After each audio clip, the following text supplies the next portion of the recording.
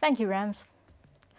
In this session, we will be looking at how to present your technology, the market, marketing, your sales processes, and your team during an investor pitch.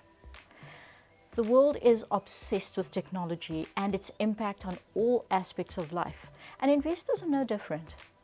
They want to know how you are using technology, particularly when it comes to your business's efficiency and competitive advantage. What does your technology allow you to do that your competitors can't do? How long will this advantage last? You should describe all the technology in your business, how you use it, how it all integrates, and why you have chosen one technology over another. You also need to touch on how you will adapt to the next type of technology that is likely to come along and disrupt the market. Always work on the assumption that the investor understands technology and be ready to answer their technology-related questions.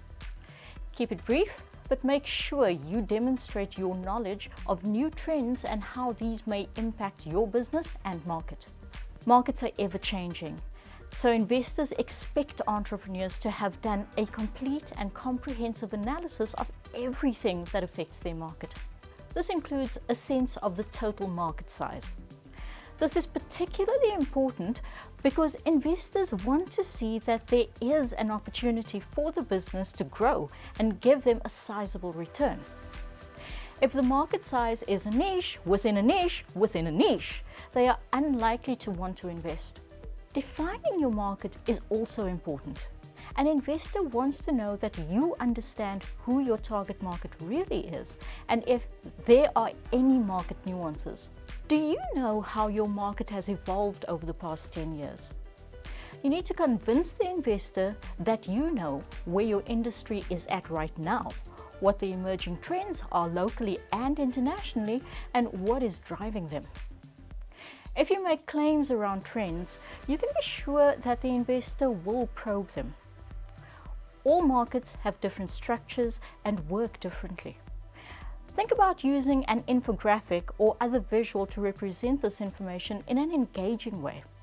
Finally, is the market growing, maturing, or dying? A business in a dying market may be doing well because there is less competition. A maturing market generally sees decreases in prices and margins. A growing market can be a bit like the Wild West, and your business could easily be taken out by the latest greatest thing.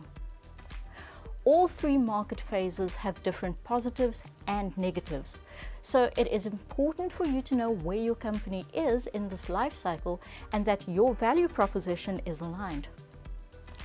One reason it's so important for us to understand our market is so that we know how to speak to it, which brings me to how we'll access our market. Is it through marketing campaigns, through a sales team, or both?